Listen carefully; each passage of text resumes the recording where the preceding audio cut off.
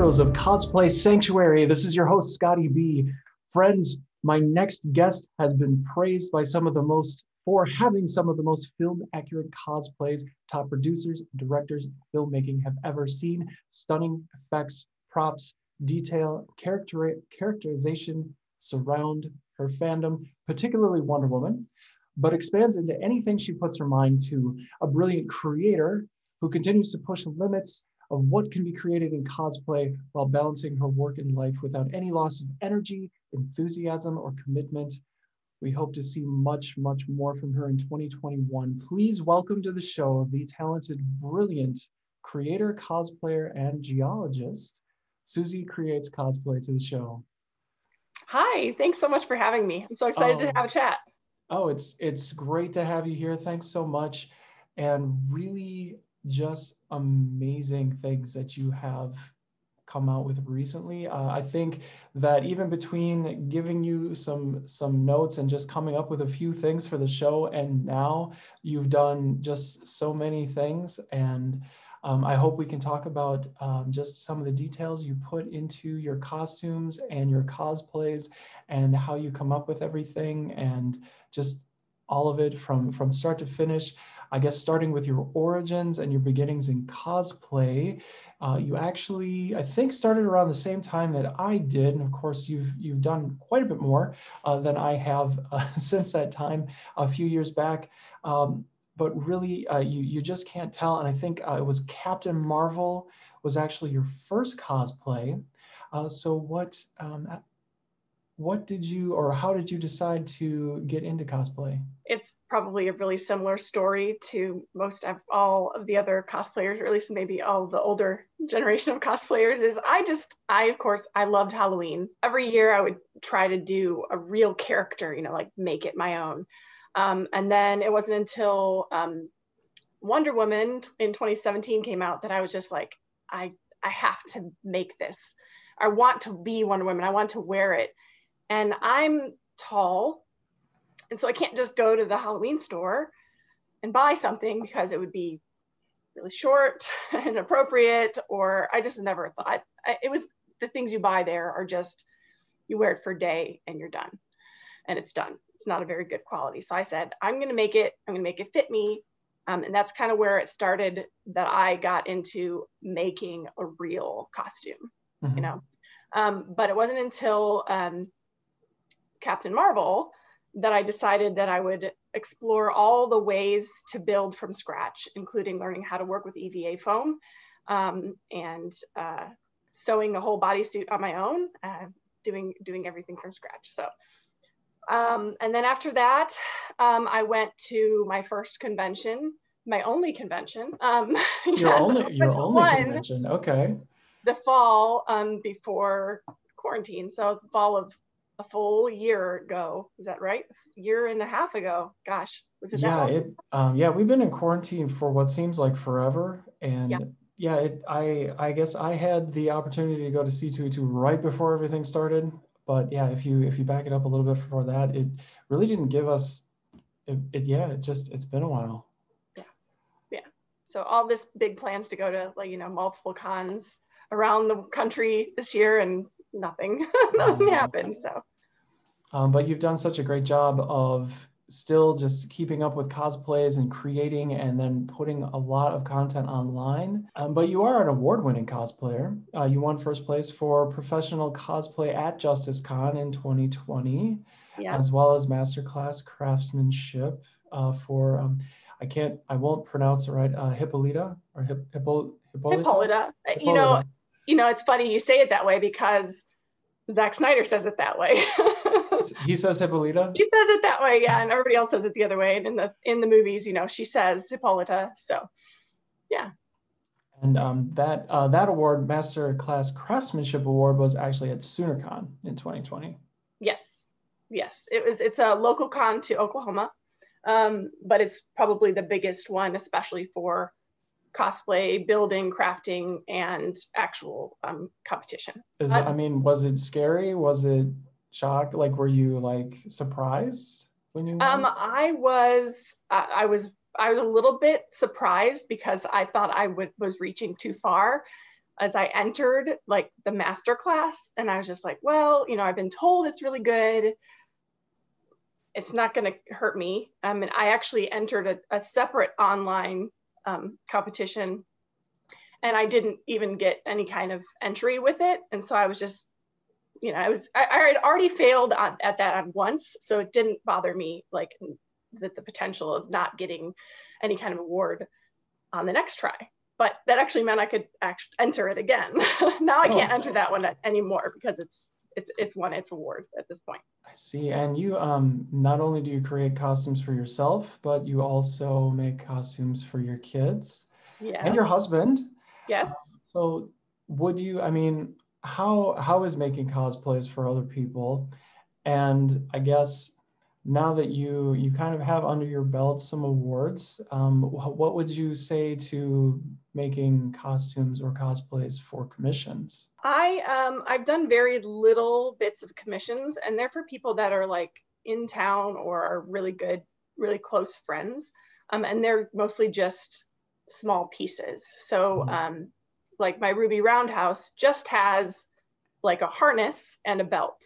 Like those are the pieces, those are the only pieces I had to make, and I only needed a few measurements, and they ended up being really close to mine. So it's a lot easier when you can just try it on and make sure it looks right or fits right. And I think that's the biggest thing for me to getting to commission for people, is that I can't very easily put it on them and check it and take it off. And I pride myself on having it look like it fits and looks right.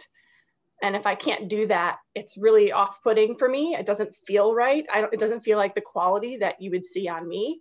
So I haven't gotten to that point yet.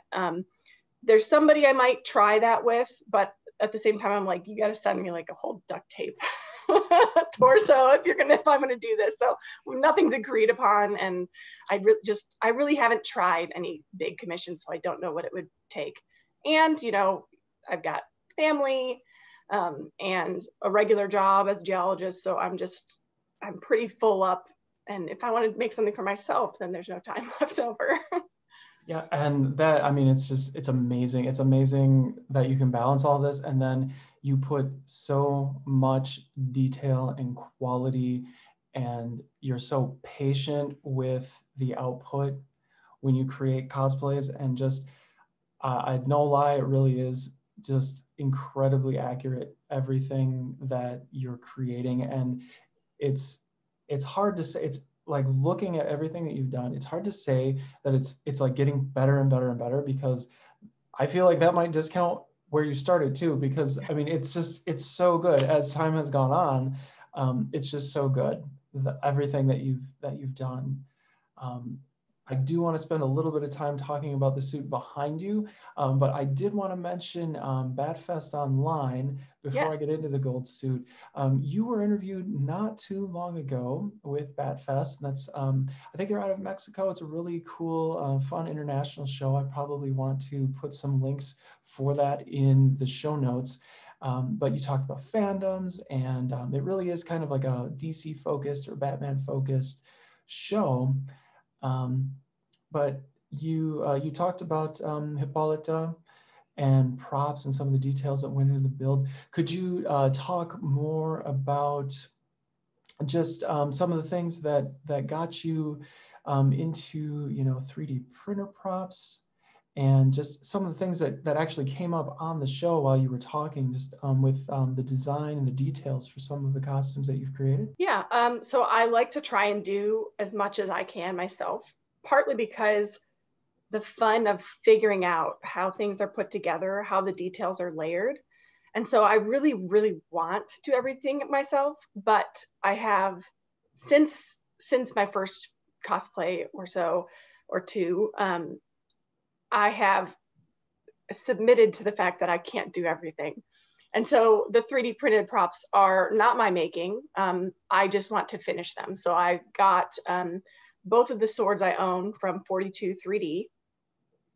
And so they printed, and I asked him to commission my Hippolyta sword, because I found other makers online, but I wanted that super screen accurate. Actually, I wanted it accurate to my height, and other ones I found looked like a toy to me So in my hands, because I'm 6 foot tall. So if it's not as long as my arm, at least it's just not going to fit. Doesn't look right.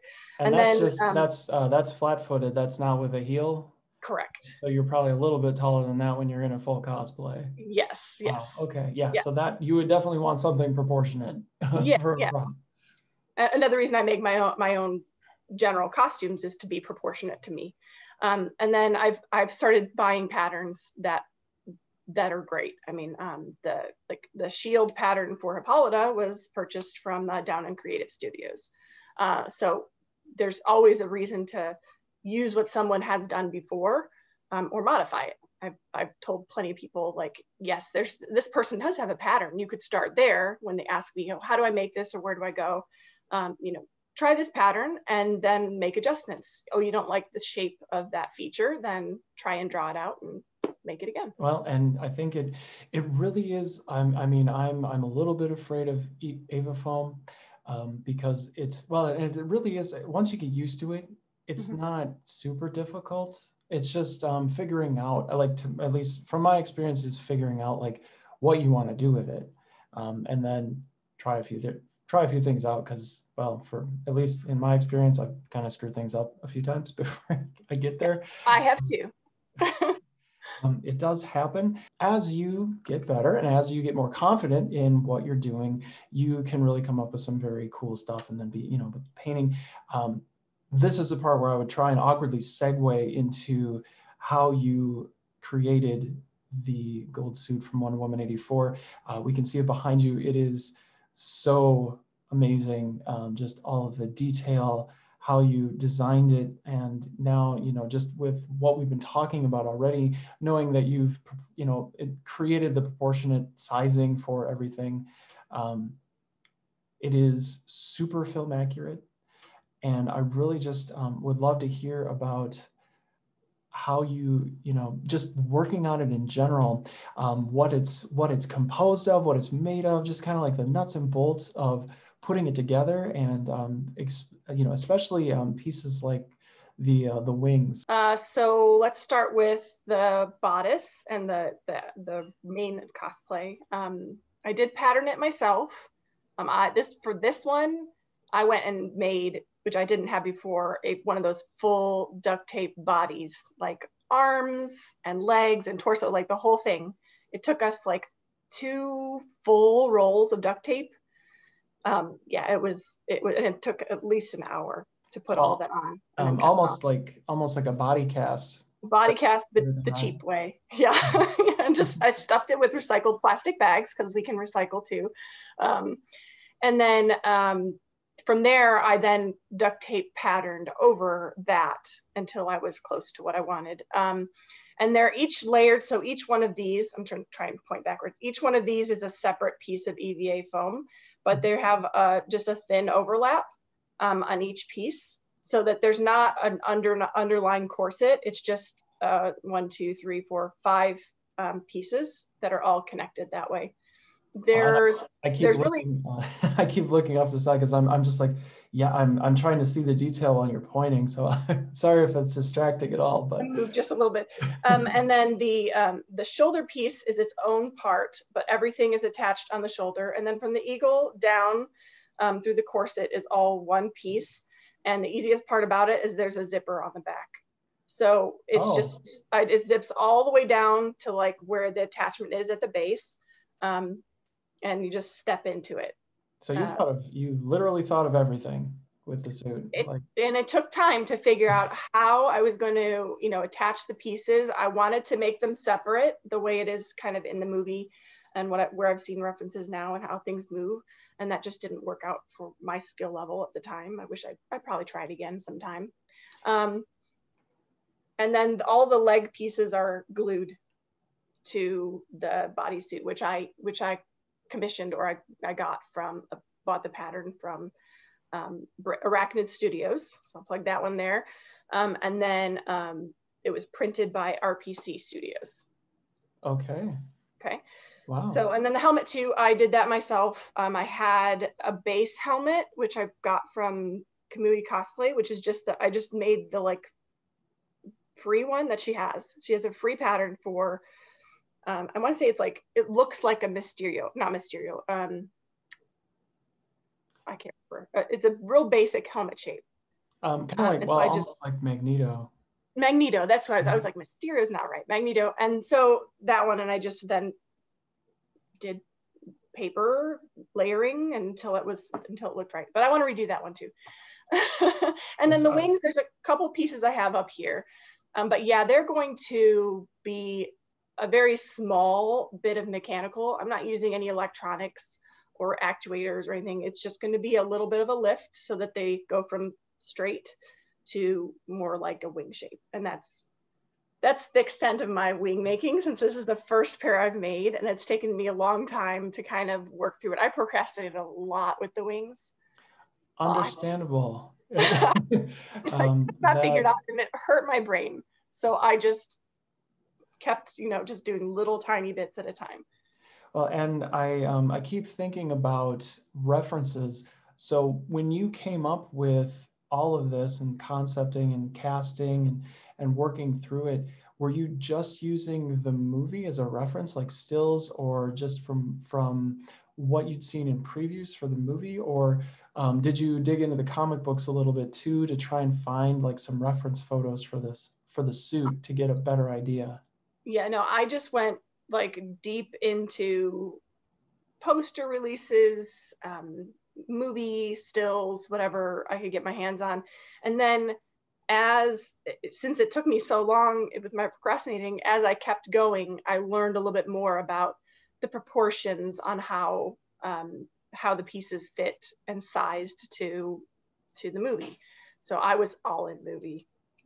I didn't really go to the comic books. I've seen a few photos, but they're mostly feathered. The gold wings are feathered, or it's a different shape. Well, I must say, for what you've shared and what we've seen, it's so fantastic, start to finish, just so shiny and awesome, and the shoots are amazing. And really, you can't tell. I mean, I've said a few times already that the movie was only disappointing because I have had just the privilege of being able to see what you have created, what Liz Wonder has created, what Adi Rodriguez has created through their cosplays, and I'm blown away by that. Someone else who was also blown away by that, his name is Zach, and you had some I guess FaceTime with Zack Snyder not too long ago on Vero. And it was, I guess, really, that was a bit of a surprise. And it was a pretty huge acknowledgement for him to just kind of jump on and say hi. But I think the takeaway, at least that I saw there the most, was that Zach really appreciates cosplayers, that he really sees what the cosplayers and really, the ultimate fandoms that are there. Would you like to talk about just that whole experience and maybe how it's motivated your work just in the short amount of time since that happened? It was totally random. Like Liz was just starting to do a random Zoom link to open to anyone. She would just kind of announce it an hour before it was going to happen.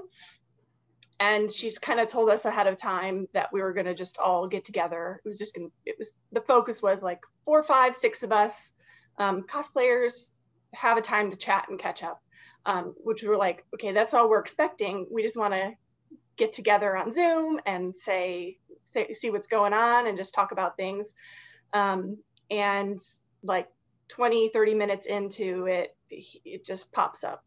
Zachary's iPad. We'll never forget. It just said Zachary's iPad.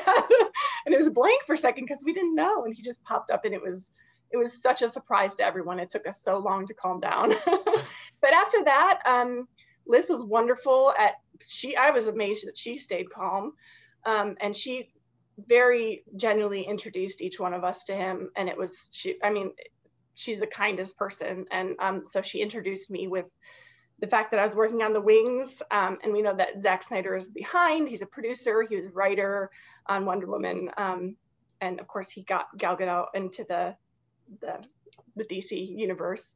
And so the chance for me to show him one little piece of my work and just talk about cosplay and talk about the costumes and inspiration for us to do this, it's just like, it's stuck with me. And especially like you said, if anyone goes and watches that on Liz Wonder's channel, the biggest thing that I got from that is that he says he sees us. The actors, the producers, the writers, they see us in our cosplay. They generally do get impressed by the fact that we recreate these things. And that he said, what really stuck with me was that cosplayers are the ultimate fans because we do dive deep. We want to act like, and we want to portray the characters that they have envisioned. And I think it just hits you and sticks. Well, I totally 100% agree. And I think the way everything happened, it's really just fun. If you haven't, if everyone listening, everyone watching, if you haven't seen it, you need to watch it. It's fabulous, and it really is a huge nod to the cosplay community. There is a video that you did with 221B Disney, who was also on the show not too long ago, where you recreated a really fun short with Gal Gadot and Kristen Wiig, and you put everything together.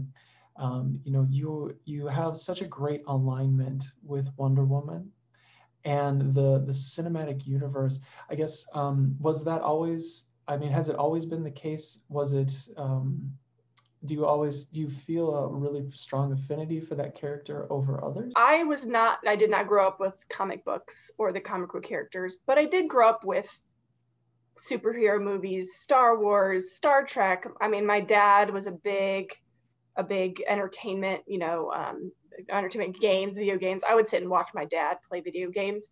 So I've always been into that, movies, TV shows. And so I got my love from there. And then to see, Wonder Woman, for example, the 2017 feature film, it just blew me away at the spectacular, the strength and the attitude and the action. And so that's when I got really involved with it, but it's just stuck ever since. It's been what, 4 years, almost 4 years since that movie. And it's just, it goes fast. Yeah, and so it won't ever go away. And you also did a TikTok duet. I think duet's the right word. Yeah. I'm a little behind. I apologize for not being with the times and the youngins. But a TikTok duet with a very talented chameleon cosplayer, Allison Tabitha. Allison's amazing. She does such a great, I mean, all of her cosplays are just so, if you've ever seen her Labyrinth, David Bowie, like, it's just, they're amazing. But if I may say so, there's a transition that goes on inside of this TikTok. And your transition wipe with the prop, in my opinion, was the best. It worked perfectly. Everything just whooshed, and it happened. Would you like to talk about that collaboration and just how you put everything together? So all those like duets, the one with 221B Disney, that was also a duet. And the way those work are, you have to use the little timer feature and find that time, the change in the scene, time it, record it, change or whatever. Lots of people do like parts of it at other days. You can save it and that sort of thing. And then hit that point and do the transition. Just like with 221B Disney, that one was a duet in TikTok because you can't just if you just upload it, it's not flagged the same way. You have to do it in the program or the app. So the swipe with the sword with Allison was just gotta do it at the right time, and it takes lots of tries. Well, yeah, with 221B Disney, that was 16 scenes. Wow. Some were only a second and a little bit more than a second. but it was me just running. I'm glad I didn't have to change outfits, but I was running from, you know, by the door to outside in the car, in the street, to in my car, through the sunroof, back to a blank white wall, back to making a paper plate. I mean, it was fantastic, but it took so long. I'm so proud of it though. The best stuff, if you're not proud and happy with what you did, whether making a cosplay or doing a video, then it wasn't worth it. I'm so proud of how we did. So oh, it's fantastic. yeah. And you know, the things that you put on TikTok and really just online, it's really, yeah, I mean, it's super complicated. I think I have yet to post anything on TikTok just because I'm honestly just kind of intimidated by all of the different things that you have to do to get a video. Like, I would want to do everything in advance. Also why I'm on YouTube, because I like being able to edit and kind of get into that side of things. And you have at least 8 cosplays planned for 2021, at least I think so. I guess, would you like to talk about your cos plans for 2021 and just what might be your focus first? Or do you kind of just start a lot of cosplays all at once and kind of work on them as you go along? What's the method? I learned last year that I think I put out like 5 that I wanted to do. I learned 2 things. I didn't do all those 5, and I did other ones instead. So this is just these are like my inspirational list of what I would love to do this year. These 8 being the new Hippolyta dress. It's a lot more sewing, so I don't have to do as much. And it's more like a leather look, so there's not as much complicated fabrics and sewing. It's not as hard as it looks, other than the fact that there's a lot of fabric and it's expensive. And then there's the Wonder Woman training outfit, which I kind of started using some supplies that I won for one of the contests. And then I have to finish the wings. So you'll be seeing those.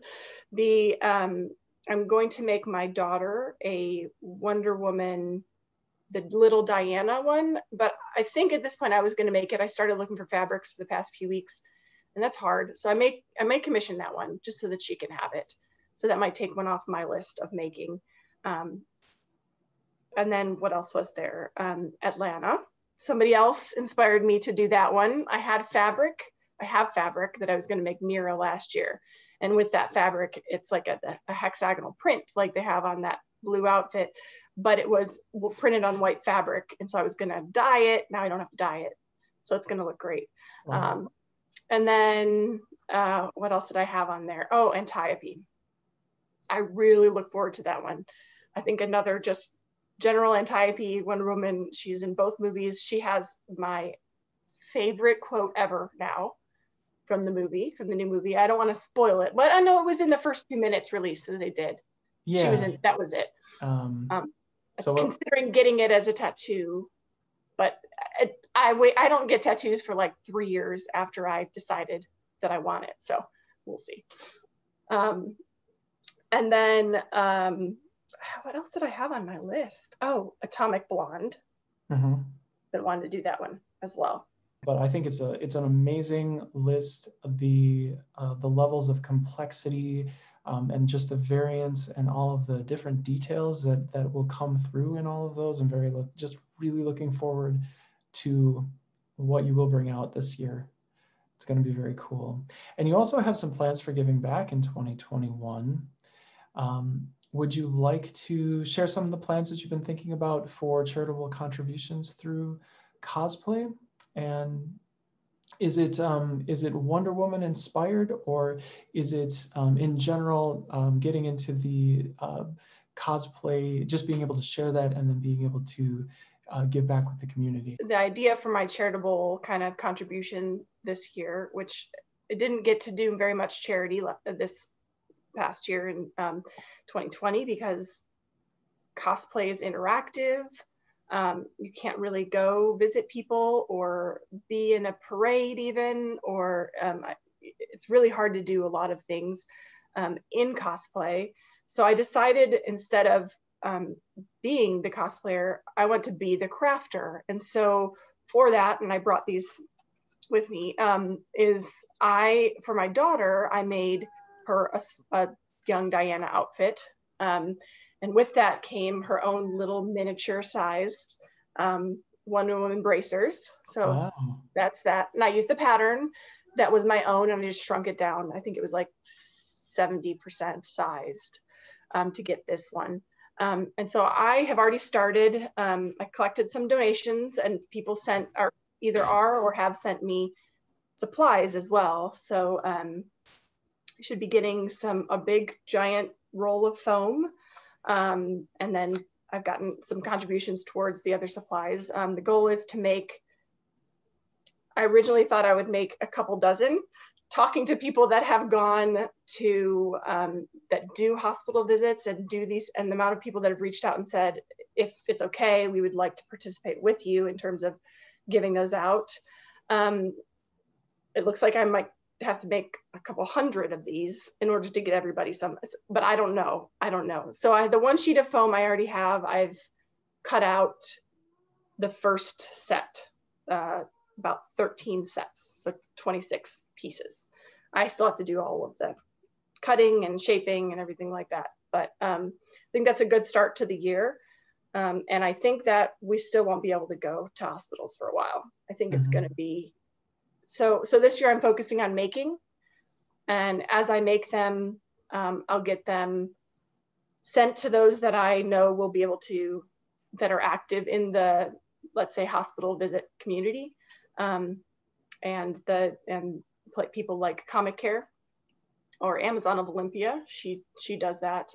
Even Liz, when she gets the chance to. Yeah, so we want to give little kids, little boys, little girls, whoever they are, help them feel stronger with their own little bracelets of submission. Wow, no, that is amazing. And that is a lot of bracers to create. And then to have them all look as fantastic as the one that you have there looks, all of the just painting and shading and weathering that goes into all of that. That's tremendous. If we can contribute to your cause, we'll certainly link to that, and we can share that out as well. I think it's such a great thing to be a part of. In addition, there's so much. There's always so much to so much to talk about. You also have some tutorials available on IGTV, and they're super helpful. I've watched a couple of them.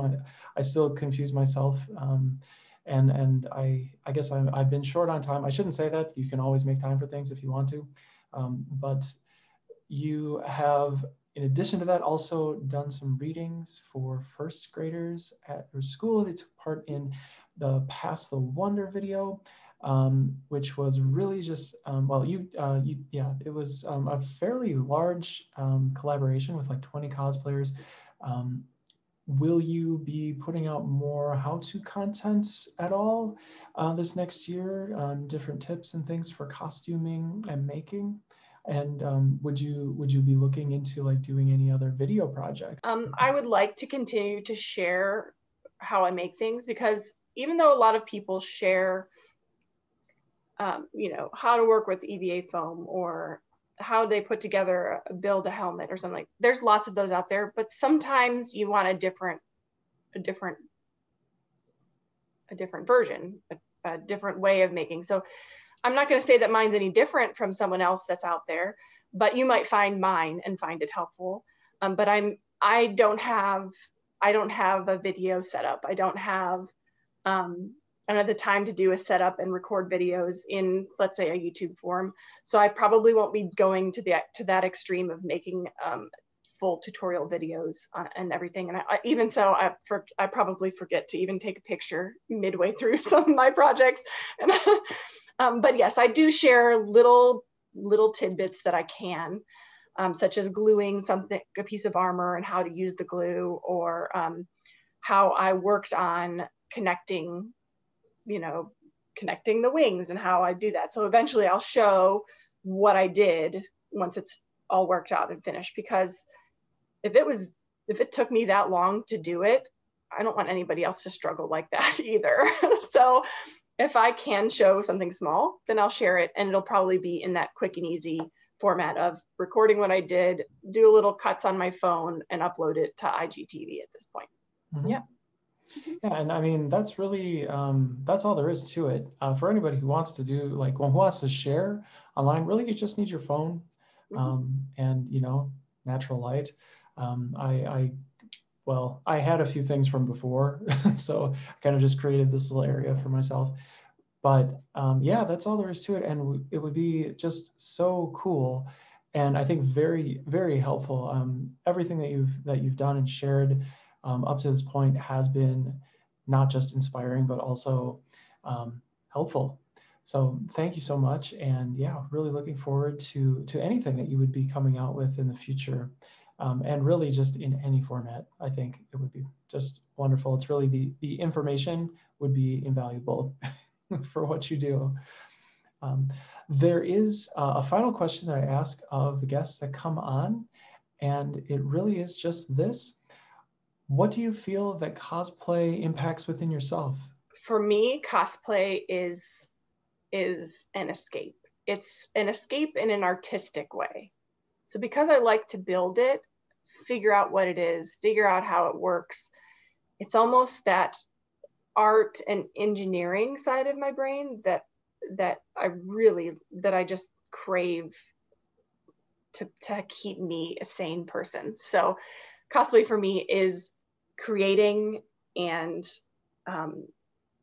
understanding how it all works, I guess, so that I can be as close to original as I can, and then to show it off. I mean, there's that, you have to show your work when you're done with it, and I think that's it for me, is the escape and working my brain in a different way.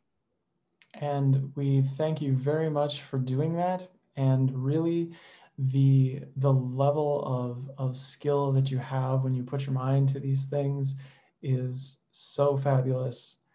And really, I mean, thank you for your time today, for being on the show, Susie. And thank you for everything that you're doing in the community and cosplay. And we really hope that you continue to do it. I hope that it continues to be an escape that you will share with us. Thank you so much. Thanks for having me. It was a blast. Where can we find you, and how can we support you online? I am on Instagram. I'm on Twitter and on Vero. Trying to become more active there, but that's definitely a place to you have to be active. You have to, don't just post. You have to find people and work on that.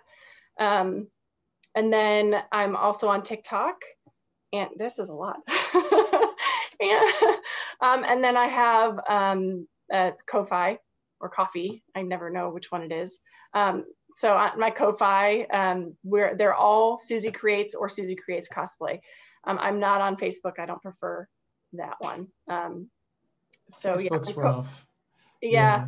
So on Ko-Fi, I have currently it's set up to be donations for the charity, and I also have an Amazon wish list that's linked. If you go to any one of those sites, I have a link tree with all of these, and that Amazon wish list specifically for the charitable purpose. And I have certain supplies that never go away: cement, paint, foam, that sort of thing. So yeah, that's where you can find me. All Susie Creates or Susie Creates Cosplay.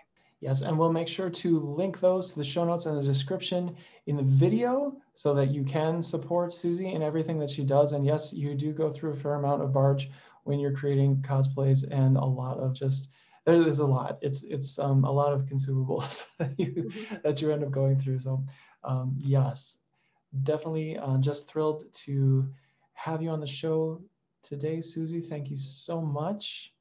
And that wraps it up for today, everyone. This is Scotty B with Heroes of Cosplay Sanctuary. Bye-bye.